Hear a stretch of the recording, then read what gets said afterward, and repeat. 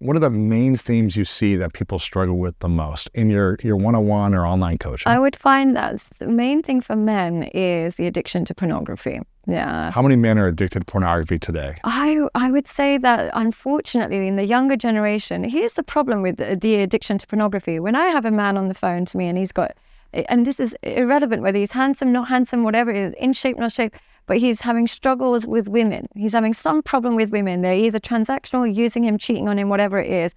I don't ask any question other than, are you addicted to pornography? That's the first question. They'll come to me on the phone and say, my girlfriend's doing this, I don't know how to get over. First question I ask is, are you addicted to pornography? Because there's a masochism in there that they don't realize. And they'll say, no, I'm not addicted to pornography. I watch it maybe twice a week, 3 times a week, whatever.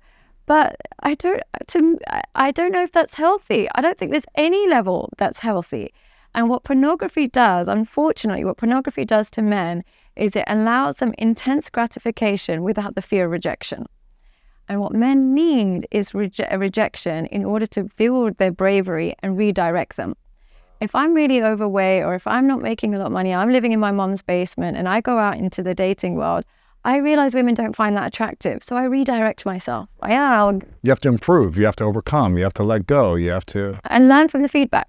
And have courage to take consistent action and build self-control. Exactly. But what pornography allows me to do is maintain that state whilst getting the gratification I want.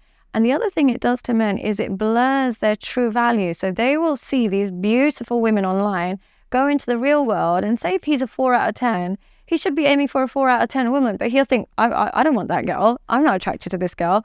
And they'll be aiming for the 12 out of 10s, and they can only access them through escorts or through, in America, they call it passport bros. Have you heard of that concept? Passport what? Where they go to like maybe the Philippines, or they go to other countries and marry women, and, it's kind of like a 90-day. Then they try and do it that way instead to access those type of women, because they've been so addicted to pornography. They've got a skewed perception of what their true value is and what their true match is. What do you think pornography is doing to the male brain chemically? It's making them incapable of connection, both physically and emotionally.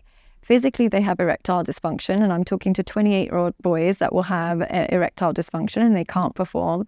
And emotionally, porn doesn't model intimacy. It actually models how to make hate with a woman, not how to make love. So they learn how to spit on women, they learn how to degrade women, they know how to make fun of minorities, they learn all of these things, and they think they're learning all these skills. But when you speak to women, they'll say the least satisfying sexual encounters with a man that's addicted to porn, because he's reenacting and not reading her body. He's not learning. He's not intuitive. He's not connected. Not at all. He's not there in the moment. So not only is he doing all these moves that she's not connecting with, but he then can't even lift his cup because there's an erectile dysfunction. So imagine the experience from a woman's end. She's just like, this is the worst experience I've ever had. He is also realizing, okay, she's not enjoying this. Let me just stick to porn because I'm terrible at sex. So that rejection, that encounter is so negative that they go deeper into the rabbit hole, unfortunately. And can I just say, pornography is not good for women either. I think the rise in bisexuality in women is predominantly from exposure to porn. Yeah, I think so. I don't think it's... How many women are watching porn from people you talk to, or coaching, or just... Not as much, but what I find really difficult about pornography and really disempowering is the majority of the time that women are watching it, they're doing it for their partner's pleasure, very limited for their own. So they're watching girl on girl, and they're watching things on that, and they're engaging on that behavior primarily from a male gaze, for male attention, for men to find them satisfying rather than their own thing, because women tend to be more emotionally connected to sex. So if they're engaging in a lot of pornography, it's for male desires. So they're almost catering to the male gaze in a way that's helping them lose their own identity. They're signing up for degradation. They're signing up for confused sexual identity. They're signing up for a society that only caters to male sexual gratification. So I find it more bizarre that women watch porn. Do you think, why do men watch more porn than women? Because I think for men, it's the ability to access any type of woman without the fear of rejection. And men are more likely to be rejected when they go and seek sex in the real world. Yeah, and so I think it's just the bypassing rejection is what they're doing far more than women. Why are women not into porn as much, though? Why do they want to watch it? Because without an intimate connection, of sex is limited in how gratifying it can be. Yeah, it's almost like having a cake without sugar. Like without the ingredient of intimacy, it's just a bunch of empty calories and it's not worth the taste. So that's what porn is like for women, without actually caring about somebody. And sometimes they'll watch it, but they're still trying to learn how to please their partner through it. So there's an element of my partner.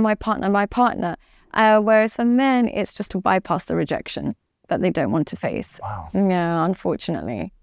And it is a coping mechanism for a lot of people. Yeah. Yeah. It's like drugs, alcohol, food, pornography. But the thing is, it's so easy for me to be judgmental, but I didn't grow up where the smartphone had access to pornography. I don't know what kind of person I would have been. And I also have a religious kind of reason to avoid porn. So I'm not saying this to be holier than thou. I'm very aware that if I was in a different circumstance, I'd be just as addicted.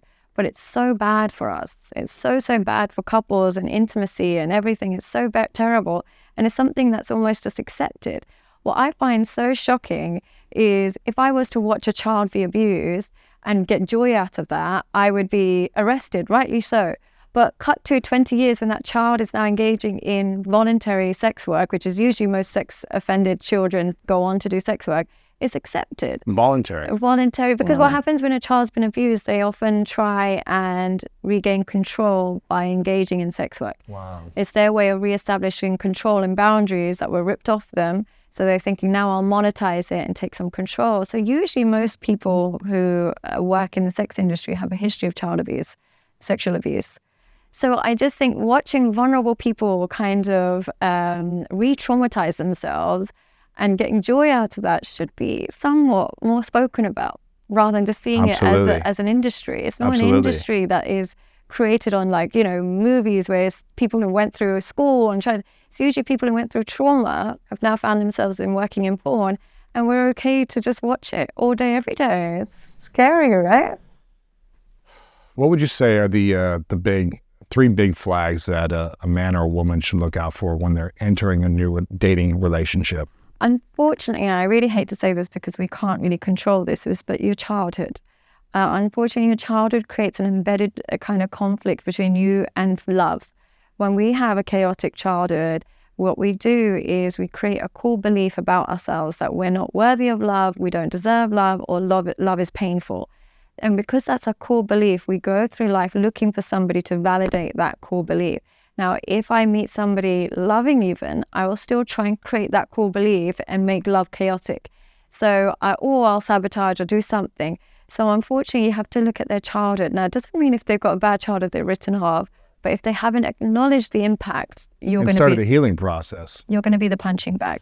Oh man, I've been punched a lot. Have you noticed that as well? I've been punched a lot in my past. What kind of things do women bring, like in their past childhood? Well, I think it's the responsibility of each partner to ask those questions. And I lacked the inability to. I saw that, and that was what attracted me because I was wounded in my childhood, right? Yeah. So it's like, okay, we're both wounded. We're in this together. Yeah. So I was the punching bag and kept sticking around because I lacked the courage, confidence, the skills, the security in self to walk away from the feeling of love and intimacy, the feeling of connection, the false feeling. Well, that broken childhood gives women some intensity that makes a man feel really loved in the moments. Absolutely. And it's honestly, they give you really passionate kind of sexual relations as well because they almost treat you like you're temporary.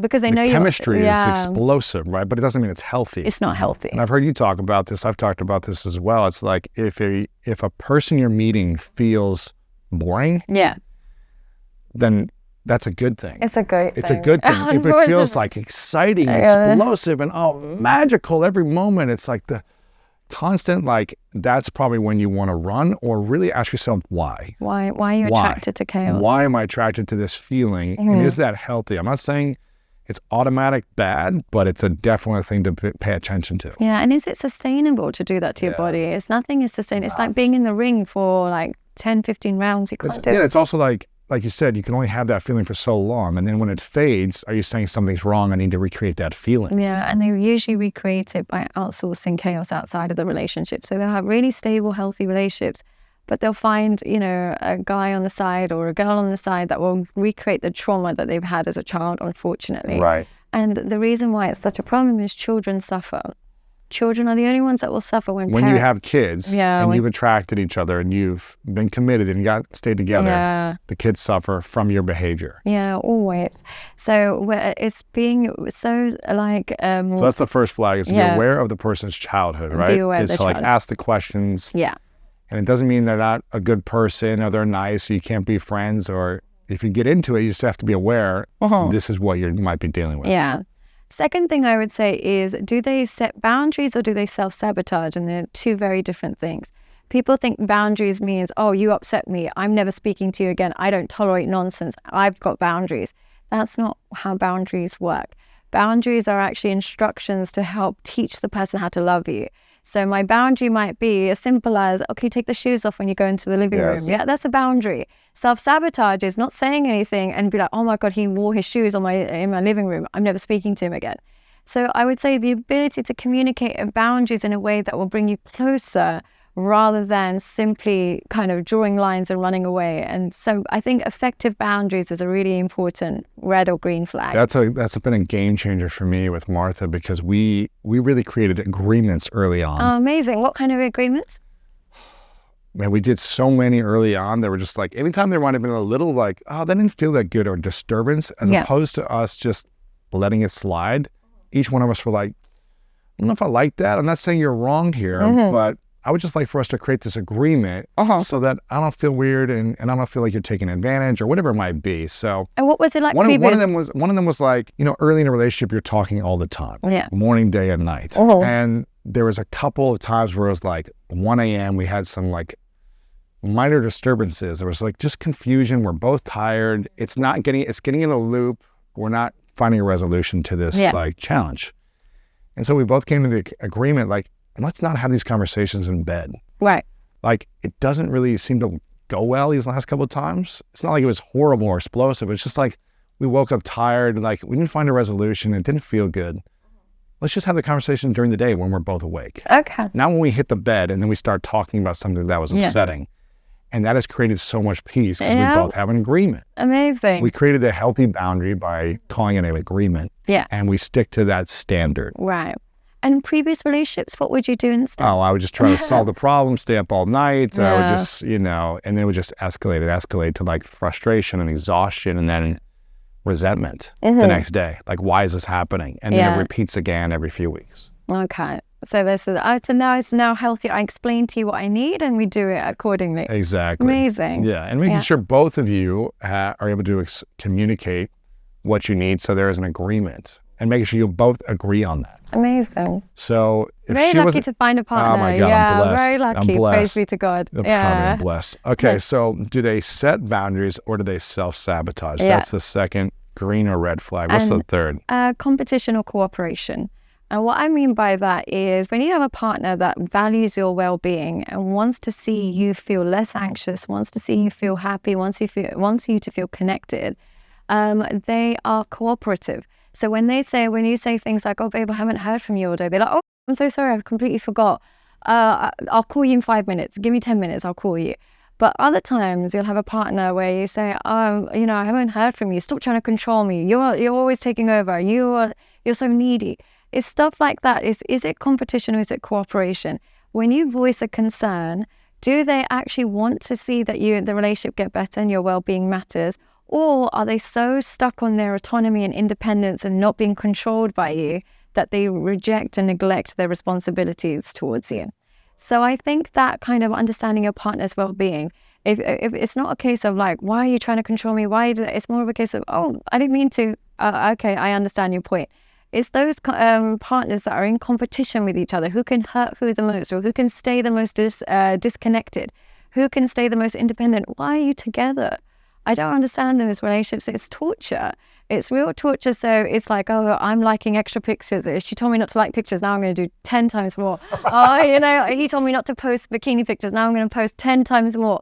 Why are you together if you're going to hurt each other? I think it comes from the fact that we've created a culture that whenever there's a problem, there's a temporary solution that doesn't get rid of the root. So what I mean by that is if there's a problem with intimacy for men and they're not getting women, there's pornography. If there's a problem of low self-esteem in women because they don't have meaning and purpose, they can post a few pictures online.